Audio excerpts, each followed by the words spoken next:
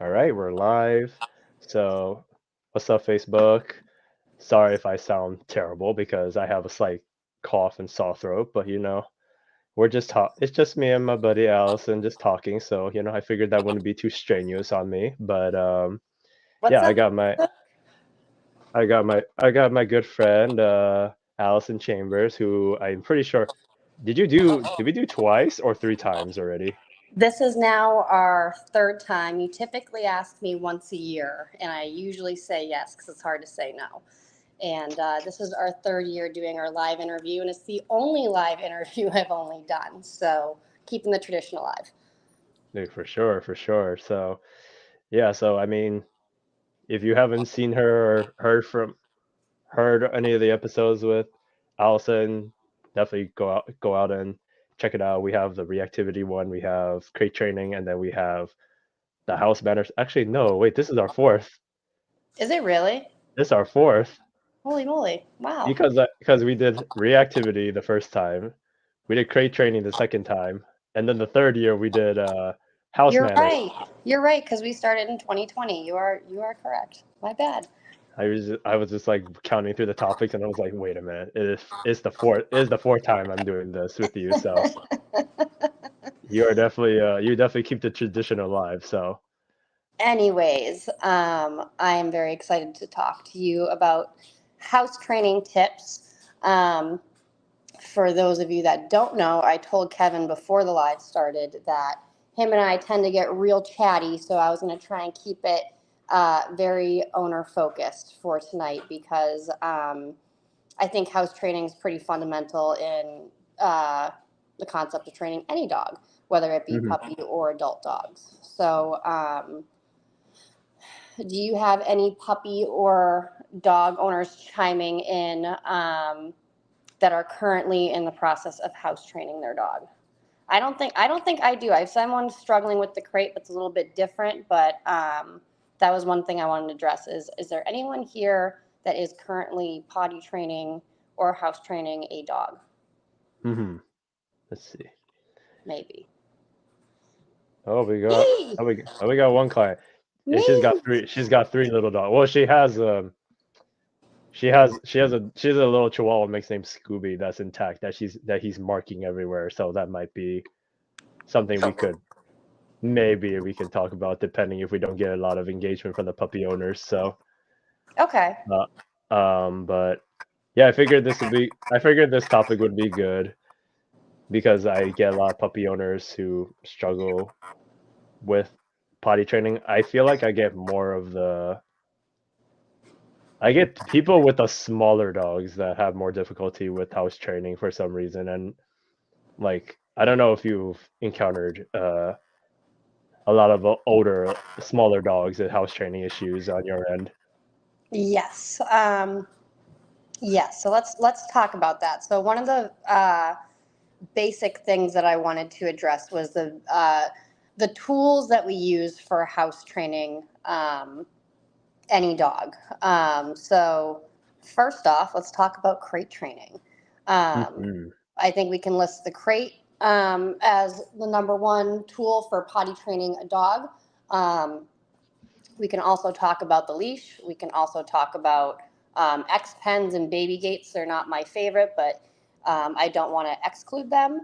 Um, but let's talk about the basics of crate training and introducing, sorry, there's a fruit fly, a dog to the crate and making sure that we're using it correctly to kind of help potty train the dog. So, Hmm. sorry, I just totally lost my train of thought. That's why you Sorry, have the guys. notebook. That's why you have the notebook in front of you. So. Yeah. Anyways, so crate training a dog, and I'm gonna assume that we're talking about puppies here. You said she's got a small little puppy. Sometimes it's much harder to potty train a smaller dog. They got teeny tiny little bladders. So when we are crate training a puppy, or sorry, potty training, I'm gonna lump those two together for right now for context. I think the biggest thing is limiting their space. Hmm.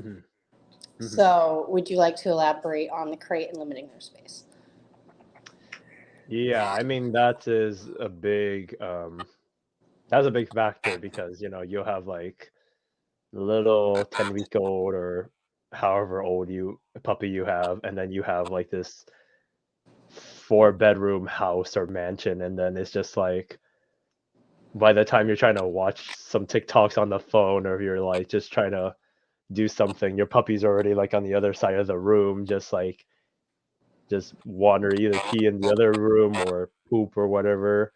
And it's like for puppy training or like potty training, things like that, it's really important to like have supervision with the puppy, but it's very hard to supervise when you have a big house and your puppy can just sneak off like anywhere, like down the hall or down the bedroom or things. Um, but that's why like when Allison important like emphasizes the crate, it's like playpens or things like that. It's like like right now if you limit space, you're less likely to have accidents when you're not watching because it's like it's like if I have the puppy like around my area, like visually I can see them. It's a lot easier for me to hold on. Are you? Is there like an echo on my end or something, or is it yours? No, I hear you just fine. I don't hear an echo. Okay, okay.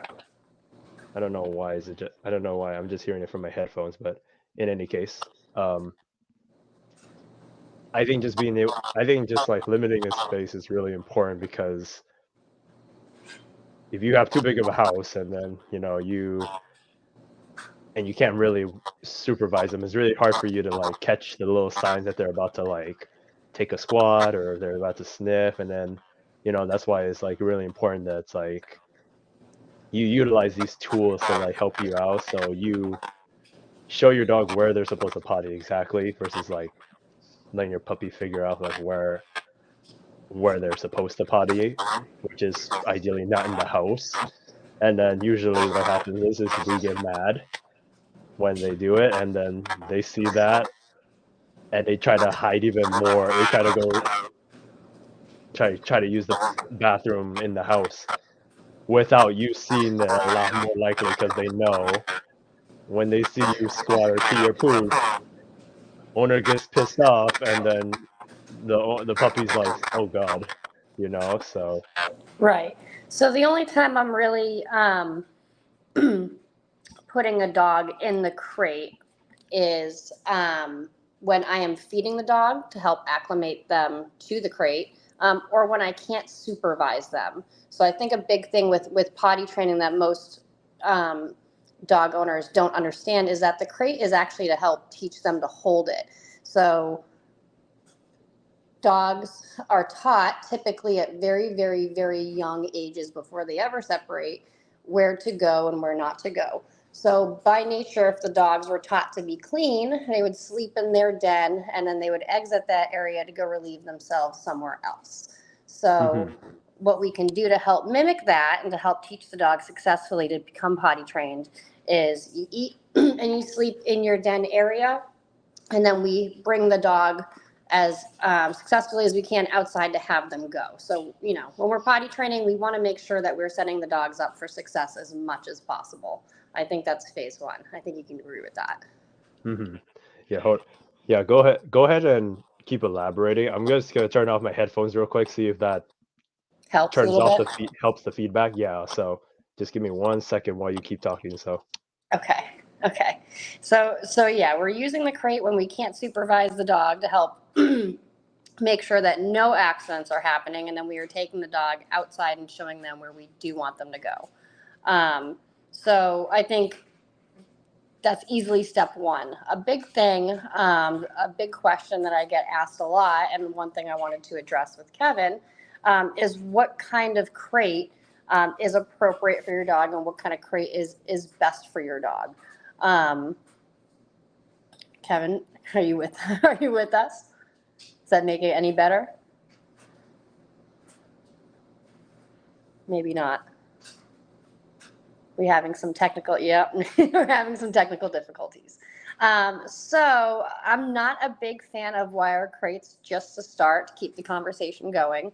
Um, we do want the dogs to be super relaxed in their crate and learn that it's a nice place. So typically what my dogs have responded to, and like I said, my dogs, is they like those hard plastic, uh, sometimes referred to as airline crates. You want the dog to feel covered, just like how we close our blinds at night when we sleep. Um, I've had a lot of puppies when they're going through the potty training process. Sometimes they wake up um, and they see through the wire crates, and it's uncomfortable for them. So having it a dark, closed space kind of helps feel them tucked in a little bit more. It's a little bit more comfortable. So when you're picking out a crate, I like the plastic covered ones, sometimes referred to as kennels. Sometimes the wired ones are referred to as crates, especially when you go to the store and pick one out. Another appropriate thing that we need to discuss is the size of the crate for the dog. I'm going to check in with Kevin again. It seems like you I'm can hear good. me this time. So when you are picking out a crate for your dog, when you are potty training it, what size crate is appropriate? It's one of my favorite questions. Yeah, I'm pretty sure with me, right? Like I don't want to go too big with the crate where it's like they can just potty like on the other side of the crate. So, Right. Does your little chihuahua need a Great Dane size luxury suite? I mean, I can show you. I mean, yes. The answer could be yes. I mean, it's literally like this So size little. of a yeah, it's tiny. It's chihuahua Oh, my size. oh, my pet bull doesn't like it when I move the crates around, so she's a little butthurt. Oh, yes. But Or pup like size. if I were to back up, It's chihuahua size. yeah. Sorry, Yeah. Fruit. I know you hate the crate sounds. I just trashed wire crates and Kevin just held one up. I'm sorry, Kevin. It's fine. You have to find out what your dog likes. I'm not saying that wire crates are bad, but sometimes they're not the best for potty training a puppy, is all I'm trying to say. Yeah, I mean, sometimes I feel like the carrier crates might be a better option because it seems more like what's it like it's covered and it's more like a den more than versus just like the wire crate because like, you can see everything through the thing. So Sometimes dogs do a bit better when it's darker and more comfy and zen den in there. hmm yeah, so I mean, the crate I feel like should just have enough room for them to like turn, like get up, but not like too big that it's like, especially when you get a puppy. Like if you get like an XL cray for 3-month-old puppy, that's like there's enough room for the puppy to take a piss over here, and then still enough room to go to the dog bed over here and be like fine, like not be anywhere near the pee. So I think just picking the right size for the crate is really important, and just having enough room where it's like it's just about right, I would say, versus just giving them the really big crates Yeah, what I after. like to tell people is we separate our own bathrooms from our kitchens and our bedrooms. hmm We don't go to the bathroom in the same area. After a puppy is neutered, do you think it'll be easier to potty train? That's a great question. Would you like to elaborate on that one? Let's see. Am I You know her me think dog best. me thinking about her dog? Yes and no, especially with like Is he struggling with potty training or marking in the house? marking Hmm. marking in the house. So that's why I was like, because like they just got this dog and maybe like a few months ago, and they kind he was just kind of like more let him do whatever he wants kind of dog, and like outside most of the time, whatnot. But but like they have issues with him in the house marking, and Okay. they have to put a diaper on him and everything, and they Okay. live in like they live in a very tiny apartment too. So So we can actually talk about that next because I don't want to get stuck on the crates, especially if she's here for information too. Um, mhm. So the crate is one thing, but especially when we're really trying to get a dog towards being potty trained, especially a dog who might already go to the bathroom outside but might be having accidents or marking inside the house. So for a dog like him, I want to make sure that you're rewarding him outside as he goes sometimes. So I will bring the dog outside, and sometimes they'll mark or they'll pee right away. You need to be rewarding him for doing that, first of all. Second of all, when you're inside the house and you want him to be out with you, he shouldn't be having free roam. So when you can't trust a dog to have free roam of the house, but you don't want them in their crate because you're home with them, next step is they need to, in my opinion, when I potty train a dog and I'm teaching them house manners, I have different rungs of freedom that they've got to earn. So bottom rung is crate, which we've addressed already. A step above that is the dog needs to be on a leash and tethered with the human. So I'm not saying tethered to the human because that would annoy me. I don't like tethering dogs to me at all. But I am a big fan of tethering the dog to something safe inside the house to limit his access to other areas of the house. Hmm. Hmm. Mm-hmm. Yeah, I think I mean, for me the leash is easier to grab versus like the whole dog. And then like if like you start to see them sniff, or if you start to see them about to lift the leg, you can use the leash to bring them and then bring them outside, because like like having the leash tethered to you, or just having the leash long enough is like you can bring them in on the they can bring your dog in and bring them outside. I think it's Well, if really if he's tethered to like a closed door handle, a closed door to a closed door, or like a sliding glass door handle, he doesn't have nearly as much room to roam the apartment. He's still under supervision. He might, I don't know the dog. He might mark on things close to him, but that's better than running around and marking the room or running down the hallway and marking a different part of the apartment. yeah, no, I agree. That's a like a type like a tether somewhere that, I mean, it's a small dog too, so it's not like he's gonna pull down like a whole shelf like a Rottweiler or something. So um You never know. The little guys can be tough. I mean, he's this one in particular, he's a sweetheart. He just has two other little dogs. One of them is very reactive, and also, if you bring Scooby out, maybe just bring him out. Don't bring all three out because we're still working on reactivity with all three of you. Yeah, yeah. There's a lot going on there. Yeah. So, Yeah. sup, Bill? Hi, Bill. But yeah, I think yeah, tether. I mean, crate tether. I think really good because, I mean, especially when they're in a small apartment kind of thing. Like, it's literally like there's no way he can there's no way he can get that far from them anyway. But just having the tether, because it's like, as much as we try to maintain everything, we're also human. Like, even me, like, Oh, absolutely. It's easy to forget. oh yeah, I mean, I mean, sometimes my chihuahua marks here and there, and I'm just like, if I don't get up in the morning, or maybe like I'm just stuck on my laptop or like scheduling clients. Next thing I know, maybe like 2 hours later, I'll find like a pee spot like on my wall, and I'm just like, when did you even do this? And then I'm like, I hate you. And but I can't do anything about it. That was 2 hours ago, so I just take a deep breath, let it go, and then just clean it up. And then I probably limit his space a little bit too, depending on the day, or depending if he's feeling a little bit spiteful or not. But who knows?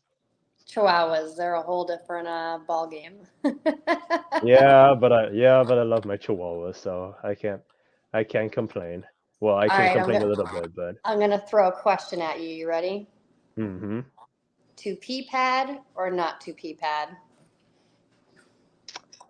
Uh, Hot take. I Okay, Say it. most of the time I'm Say it. like no. There might be some situations where like I don't know. The one time I remember when I was house training my dogs back in like when I was in New Jersey, and it was it was like winter, like when you have like 6 inches of snow and things like that. Like we taught our little dogs to go hop hop in the bathtub where we would put the pads, so then they would go up there, potty, and then we would clean it up, and it was just like a lot easier sometimes. But if you're in sunny California, or if you're in Miami, Florida, or wherever, I'm like, "No, you can go out." It's like, "No, you can go outside like a big dog." Like like when I had the house train them to go in the bathtub and pee on the pad and then go out, like it was just kind of like creative slash I didn't want to go out in the snow with them, but I have had, see, I am diehard against pee pads, and the dogs pretty much only go outside like that. I can't handle dogs going inside the home. I can't, like, that's just where I draw my line. And I've got some funny stories about that. But yeah. I have had a lot of elderly clients of mine who live in high rises in South Florida, train their small dogs to actually relieve themselves in the shower, and they clean it as needed. I could Mhm. never do that. I went through potty training my significant other's 6-year-old female Patterdale Terrier. She was pee pad trained the first 6 years of her life, and then I came in with my 3 dogs, and we couldn't be having the pack do that. So um, I successfully potty trained her to only go outside on grass, which she was not a fan of. And sometimes she still has some slip ups because it was 6 years of habit that I'm really fighting against. But it can be done depending on how on how strict you are. Yeah, I mean, also the problem is like when people like introduce the pee pad, sometimes it's like sometimes they don't immediately wean it off to like later like outside, or they kind of just say, "Oh, he has option between inside and outside," and it's like, and I'm just like, if you get your dog comfortable peeing inside of the house, more likely you're going to see. Why would he ever take the harder route? Yeah, like it's like I mean, truth be told, if you were to give me the option between like going to the bathroom indoors or outdoors and seeing how like I do not like the cold, more likely I'm gonna be like, yeah, I'm gonna go pee over there, I, inside I the will house. I will straight up walk my dogs in a monsoon. They will. So I went from a house with a yard to a high rise apartment, and which means we went through, having a yard and walking access to having to go through quite a bit to get outside. And I tried to get my dogs that patch of turf for like that they make for apartment buildings, and I tried to put it on my balcony, and I successfully potty trained my dogs so well that they refused to even use the fresh grass like on my balcony outside. They would not. Like we tried and we tried and we tried, and they were like, "No, you take me outside to go." They weren't having any of that. That's so funny. They're like, nope, we don't like They're none like, of we that. know that that's like a patch of grass. We want real grass. Yeah, we want real grass. We don't want this smoke screen of a pla- plastic paper thing, green thing. It's like Yes. we want grass that dogs peed on already. Well, when you live in the city, it's like all the hot news too. But Hmm. I do want to go back to your client, and I wanted to ask them. Um, yeah, I would stop using pee pads.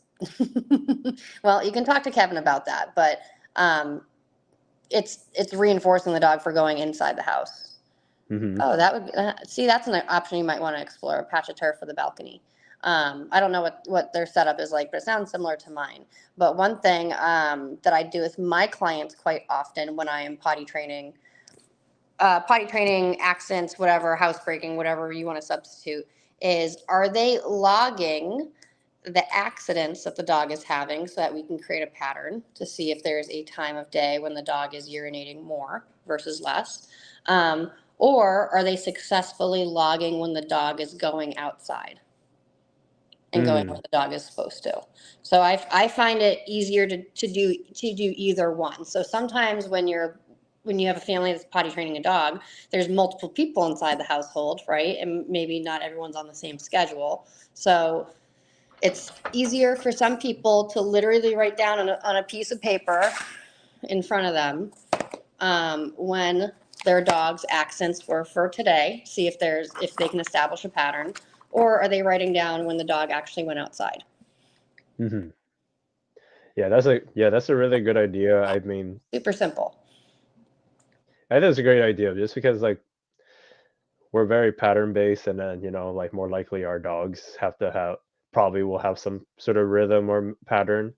I feel like, and if you can keep track of that, then that makes it more likely. Like, okay, then the owners can catch around like the time that they need to go out, and then take them outside instead of like wait for them to actually do. Hold on, she just asked another question. Should I be tracking both inside and outside? No, because it needs to be one or the other Hmm. to kind of help. So, like I can tell you, my dogs were used to going outside all the time when I lived in a house. So when we moved into an apartment, um, one I didn't know how often I should take my dogs outside. So what I noticed is I take my dogs out for pretty much first thing in the morning now, which is like 7:15 a.m. My dogs are good and they can hang out till like 3:30 in the afternoon. However, they need to go more in the afternoon, the second half of the day, than they do during the morning time. Hmm.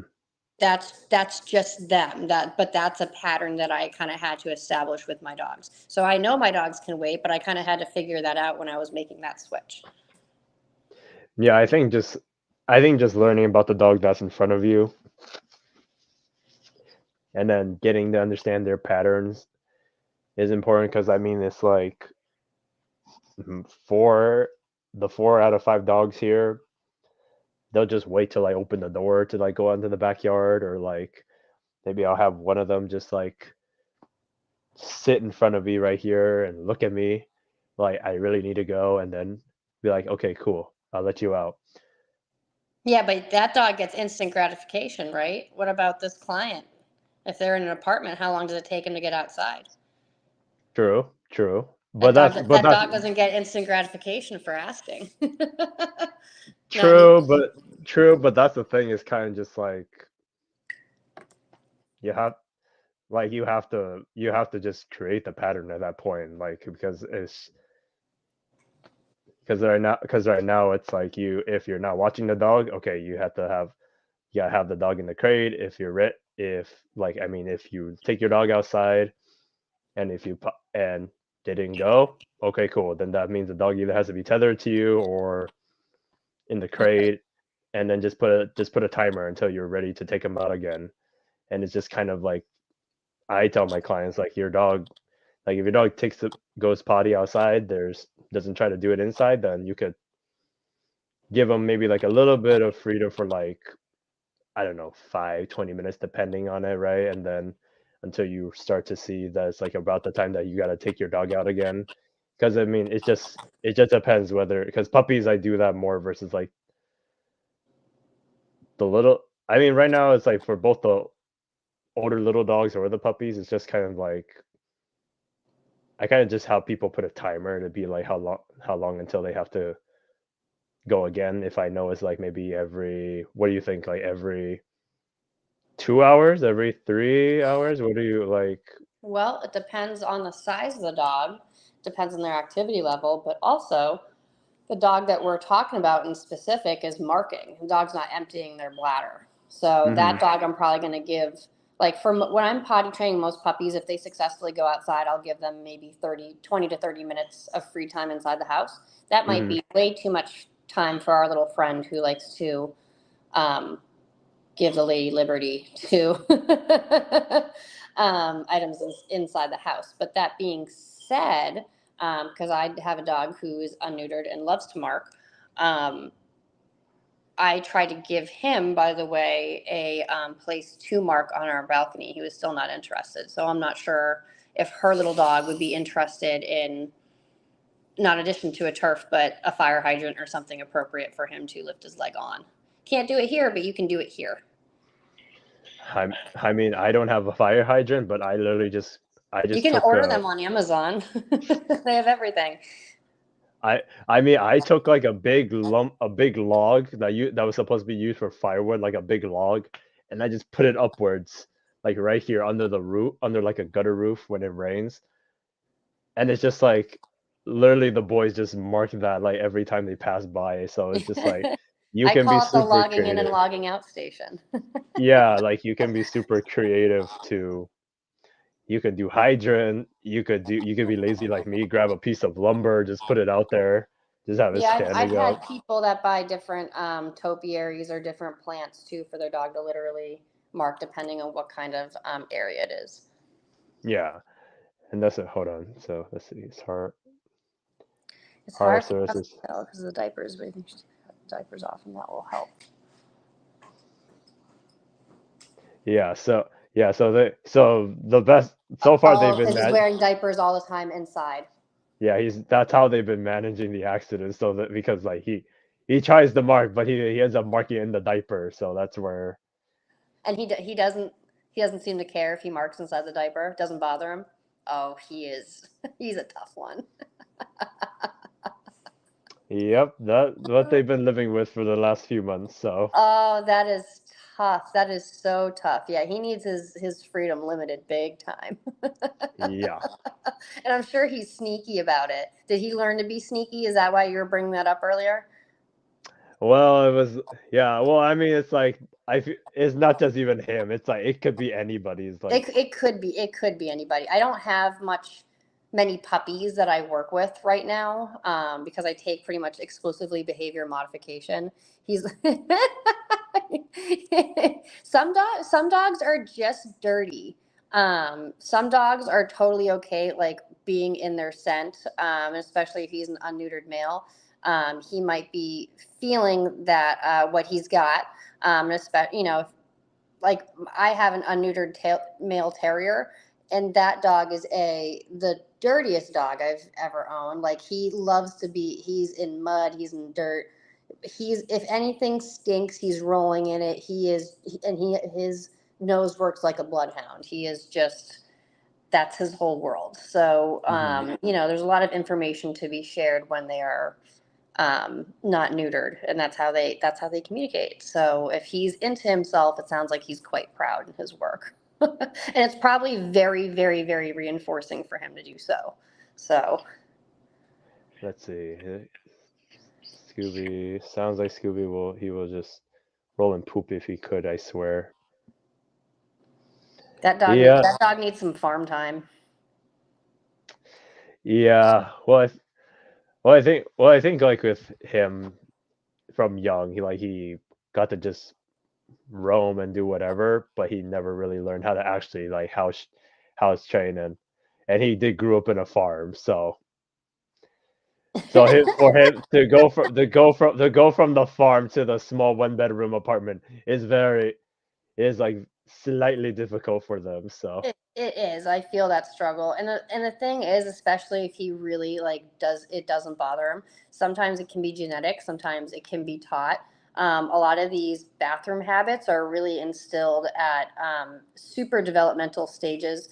I don't know the weeks off the top of my head, but if the moms aren't practicing good hygiene, and depending on what kind of environments the pups were raised in, that can contribute a lot to it. Bathroom behavior really goes far back into epigenetics. So I could go on a whole nother podcast about it, but I wanted to keep it simple, and damn it, we didn't do it I mean, we again. can.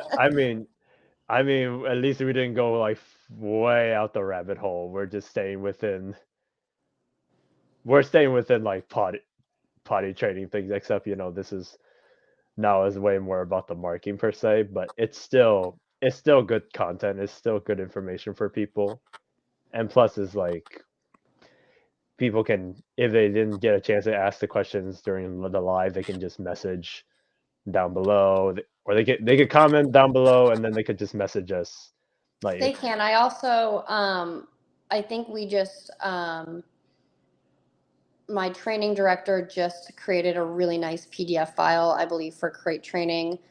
I'm not sure about potty training, but I can put that on our list. So if anyone is struggling with potty training, I can work up something for them as a resource too to kind of help guideline. So, but I'm also very happy to answer any questions that anyone has regarding puppy training, house training, marking, any of those behaviors, because it's hard work. Whether it's a puppy or it's an adult dog that you're working against bad habits, it's tough work. yeah, it's tough. Yeah, it's tough work, and then that's not even talking about like your other puppy issues from like mouthing or like chewing and things like that. So it's just layers upon layers of just work until the dog matures to like, I don't know, 2 years old, 2.5 or 3. But you'll have the adolescents too. So I'm not I that's why I'm enjoying my mature dogs right now until later, till I have to till I will get a puppy. But I ain't ready for puppyhood yet. My older dogs aren't ready for it either. Is Well, that it's definitely, they're like, nope, nope, we're good. yeah, they're happy where they are. Yeah. Let me see. And then like right now, like we talk about like crate, right? We talked about the tether. How Um, do we graduate past the tether? hmm. Well, Allison, what would you do in that case? Let's ask you that question first. I can tell you a very simple answer. Hmm. Untie the leash and let that dog drag the leash. Hmm. And when that dog is 90% good, 100% good at making good choices with the leash on, then you can take the leash off. But that doesn't mean Hmm. the dog's going to be 100% inside the house. But the dog, no matter what, puppy or adult, should not be running around your house free if they're not potty trained 100%. In my Hmm. humble opinion, they should not. Yeah, and do you get a lot of people? Yeah, I always get clients that say like, when can I take off the leash? When can I? When you can bet me $30 that your dog will do as I said. That's what I tell people. Okay, fair. Okay, that's fair. That's fair enough. When you can bet me $30 that your dog isn't going to have an accident when I'm here.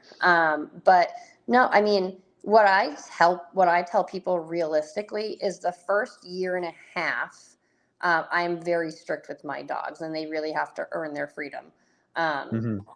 and you can always go back to. But bottom rung for me is in the crate. A step above that is a dog on a tethered leash where they are supervised, they are confined, but they are out of their crate.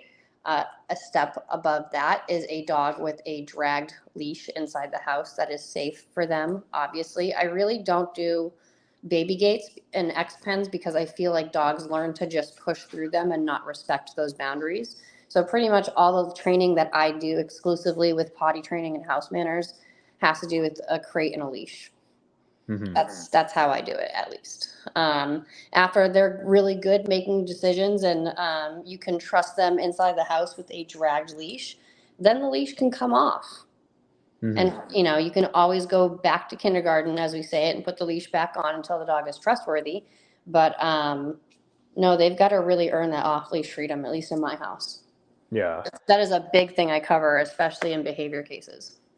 yeah, and I think I think it's important to like if like I'll tell my clients too where if you gotta go take a shower or if you gotta go do something that's gonna take your full attention, like I would rather you put your pup in the crate, maybe give him like a chew or something, and just Hmm.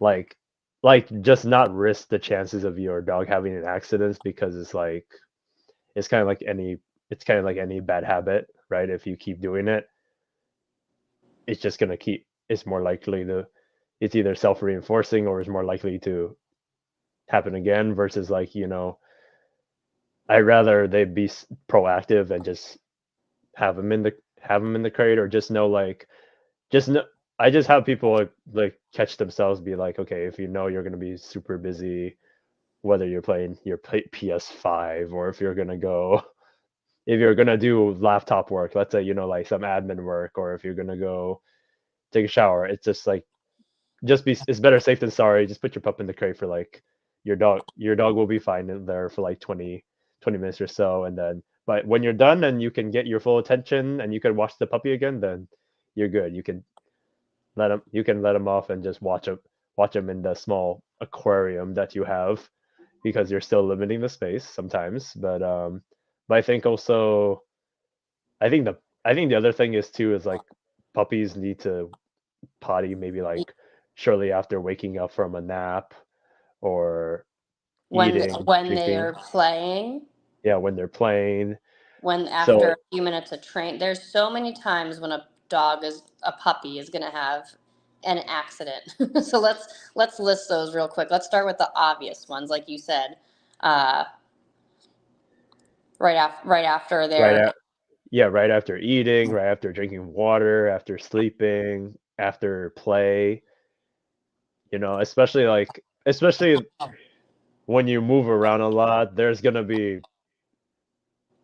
some sort of bowel or bladder movement that's stirring the pot.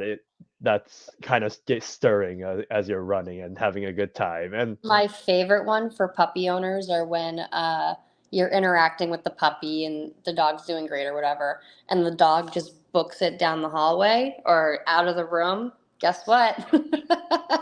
They're trying to find the exit to go use the bathroom, by the way. yeah, I kn- I know. I mean, not gonna lie, it's the same thing with people too, where like if you get a lot of movement going, something is gonna want to come out. So it's just kind of like I'll tell them the same thing when you're letting them play, or like what I don't know if you get these things too, where I kind of have like spider senses when it comes to like The a puppies? puppy. Oh yeah. Oh Yeah, yeah. like like the owner could just be like just could be like he's just walking that way, and I look at it, I'm like, excuse me No, one he's second, not. and I open the door and I let them out, and they're like, how'd you do that? I'm like, I just and it's just weird, right? Because it's like you can see how they walk, you can see how the way they're maybe sniffing a little bit down the side, or Uh like you notice them drinking water 10 minutes ago, and you're like slightly pacing. You're like, okay, let's take you outside. Let's huh. take you. And then like sometimes I have to be like this, where I have to like if I don't trust them to follow me, I'm just gonna pick them up, and be like, Yep. let's go outside. Yep. So, Yep. and I mean that's where it's like I think for you and I, we have to like sh- tell people like what are some signs that like your puppy may or may not need to use the bathroom, like obviously the what I see that are more obvious is the pacing, or if they're starting to put their nose to the ground. Hmm. Like, what are some other things that you catch? Or what are some things that your puppy senses tingle when it's like they're about to take a squat or pee? When the dog, like I said, all of a sudden leaves the room or tries to leave the exercise if you're training them. Mhm. They were doing sits and whatever, loading the clicker, and all of a sudden they turn around and almost try to leave. That's a big indicator that they've got to go, and that you've missed the mark. Um, Running, sometimes the zoomies. Sometimes Mhm. they can be doing something and then they get up and run around and they run. The zoomies can also be an accident waiting to happen. Yep. Um, that's all I Is can think that of yeah, now. it's that yeah, it's like hard. It's like hard. It's like you and I, it's so easy to feel it versus like somebody that's just like watching their dog just walk away. And but that's the thing where it's like you and I have a lot of experience observing dogs and things because it's like we've been well, you between like you have like some behavioral cases and then sometimes you have puppies, I've but got like pretty much 97% exclusively behavior cases.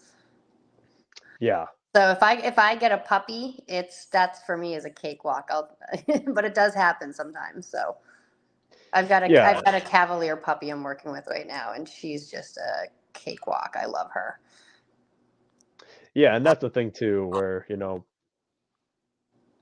shit happens or literally the Ah, like I there's see what you did like there. literally there's no like I can never guarantee you're gonna have an accident-free process. Yeah, you're gonna have one accident a couple of times. Yeah, puppies get worms and they go through teething and then they get older and they go through stages and you start feeding them more and then you might change food. So there's what I typically tell people is I don't really expect I mean, unless they're really on it and they're dedicated to the process. I don't really expect a fully trained puppy until maybe they're 10 months old, and there's definitely still room for accidents. It depends on the dog. I know some dogs who come home pretty much exclusively potty trained, but that's been the timeline that I've found for most pet owners is about 9, 10 months old. The dog can be 90% reliable, but that is not a framework for most dogs at all. So it's just a very loose in my experience what I can count on. Yeah. Oh, and one question that came up to mind is when puppies and older dogs have accidents in the house, do you have like a favorite brand or solution that you like to use to clean up the mess and like a odor removal? Like, do you prefer like Nature's Miracle or do you prefer something else? Nature's Miracle is what is in my house. I think it smells god awful.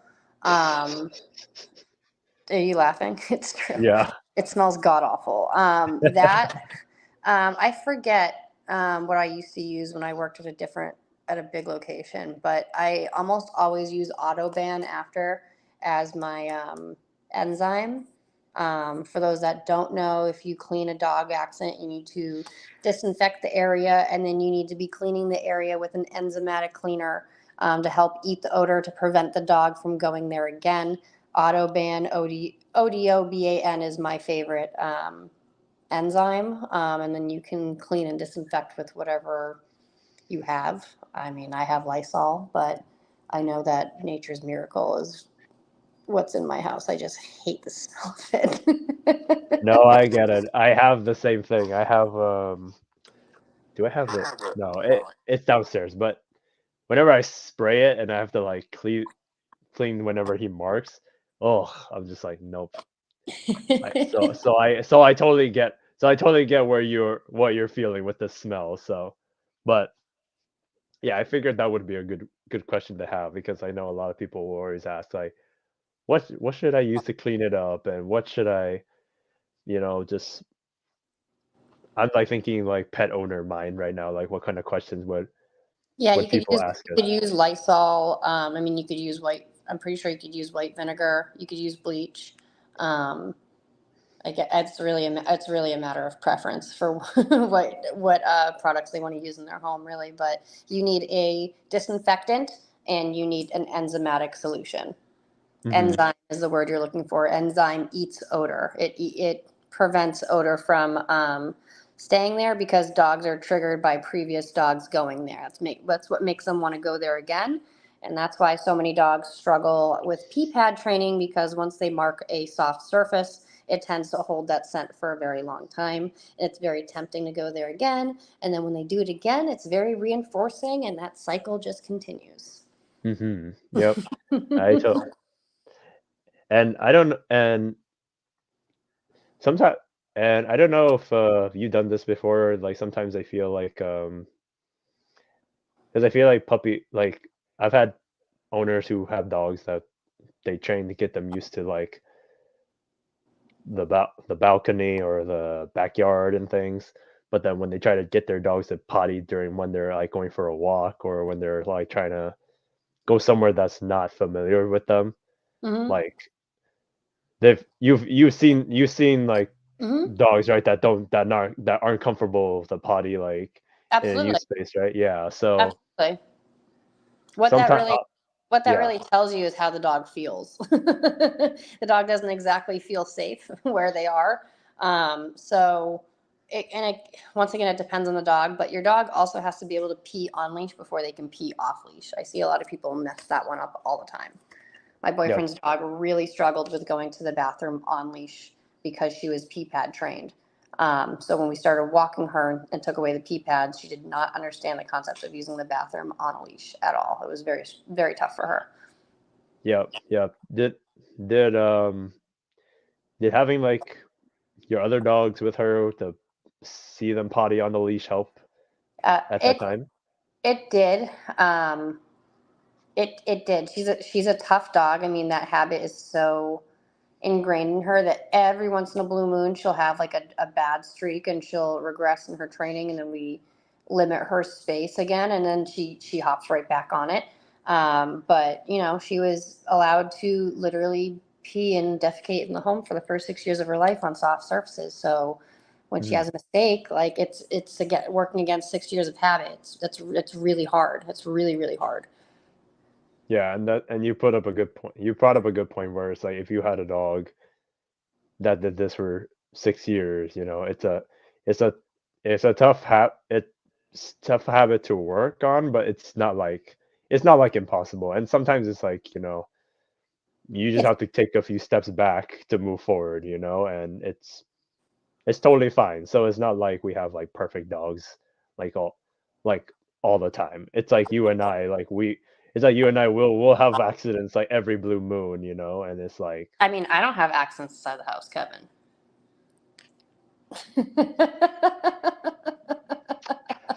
I meant our dogs. Yeah, God. yeah. I mean, my dogs have definitely they have some felonies and misdemeanors on their record, but See, I don't have any felonies and all of that. I don't know what you're talking this one, about. come here, little girl. This one is come here. We're talking about you. This is the potty training toughie. Yeah, that's Junie, but she's a good girl. I'll still vouch for her. Oh, she's so cute. She is. She's naughty sometimes. She It's doesn't make good okay. choices all the time, but that's why she's here. So Hey, you know what? That's why it's sometimes we dog trainers that get the dogs that make the not so best choice, and then we're here to be like remind you, no, no, no, make no, this choice. animals keep you humble. They keep us humble. So I'm trying to think. Uh, is there anything else? Is there any like bullet points that we didn't cover? I think it's really, like I said, I think it's really important to reinforce your dog for wanting them teach them to go where you want them to go. I mean, you can prevent and you can manage all you want, but if you're not reinforcing and teaching the dog where you want them to go, it's going to be really tough for them to figure out. So Yeah. How do you usually like to reinforce it? Do you try to give them a treat after they potty, or do you just praise them like, good job, dog, and let them both, know they did a good, yeah. both. Sometimes, I mean, depending on the dog, I will literally whip a treat out of my pocket as they're peeing. Hmm. So that's a big thing. We need to really reward the dog and teach them that's exactly where they're supposed to go. um, Hmm. yeah, we covered the crate. Hold on, I have a list, but I don't want to go on pause. I'm trying to remember my list. Crate, leash, I don't really do X pens. Tethering the dog, we talked about different degrees of freedom. um, there is so much. If I allow my brain to elaborate, we'll go into never never land. I mean, to be fair, if I wasn't sick and we both didn't work and did stuff before this, we probably could have gone longer, but Did your Uh, client have all of her questions answered? That's what I wanted to make sure. let's Because I see if couldn't she see said. her name. Let's see. Otherwise, I'd address her by name. Let's see. Leah, you I good? can't see your questions. Otherwise, I'd read them. I get like previews. Well, she already asked to spray. I hate the smell of most of them also. Da, da, da. I would try I would use Lysol and then Autoban, ODOBAN. Mm-hmm. Do you got any more questions for me and Allison, or are you good till I see you in like literally maybe next weekend?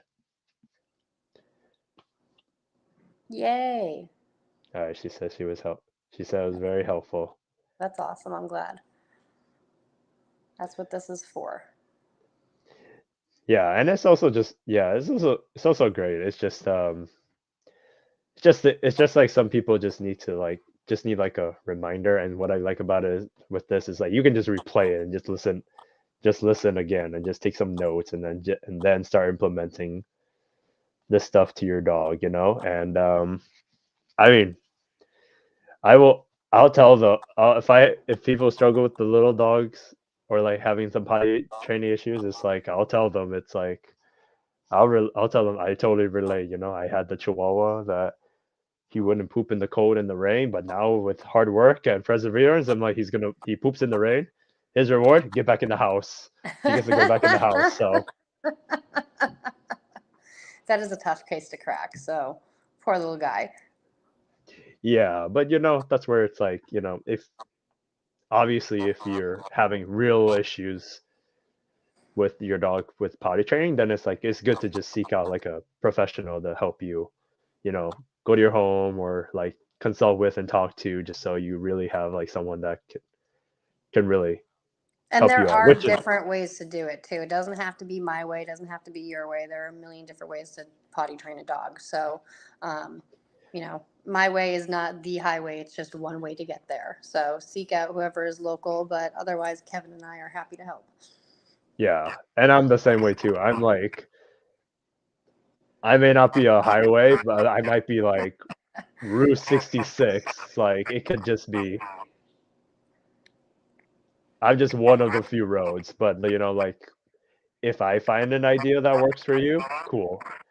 Whatever helps from there's so many different methods. It's like from straw method to like so many more. I won't even go down that rabbit hole. So, I actually just implemented the straw method for the very first time in 12 years of training dogs with one of my clients recently. Never had to use it before up until very recently, and it did help the dog immensely.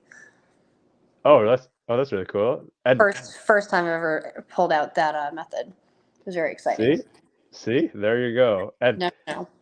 for the listeners out there, the straw method was creative from Mark Goldberg.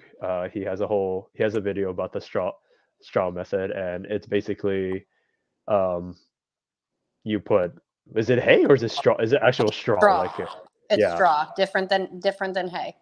yeah. Not like straw like bendy straws or things like that. It's like actual straw, like Like from a the farm, like straw. from a farm. You stuff it in the dog's crate, and it's like a really nice nesting material, like kind of thing where like I kind of forgot the whole process, but Makes it all cozy for them. it makes it all cozy, because especially it's like if you condition the crate right, they don't like it's the same thing Allison was talking about how you don't want to potty, you don't want to take a crap in your own bedroom if there's no bathroom kind of thing. So it's like the dog you don't want to give too much room where the dog's just going to soil and be okay with it. And most of the time, like I have my Belgian Malinois here, if she soils herself, she literally will just like go in the corner of her crate and be like, I don't want to touch this yucky stuff. Or if she vomits, she's like, I'm not touching this.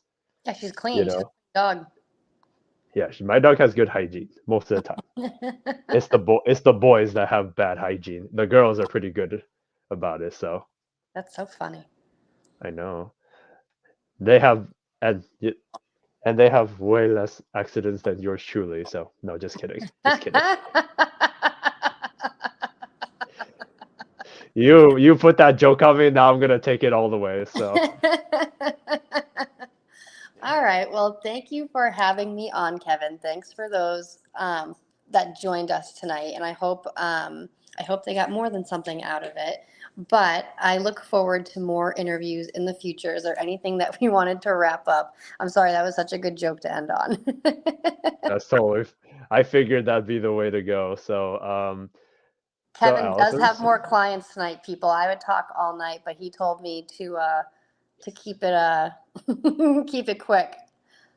we keep it quick. But Allison, before you go, if people wanted to reach out to you or if they wanted to learn from you more, how do people do that? And you could send me some links too, and I'll leave it up. I'll put it on the banner right now. So I'd be happy to help.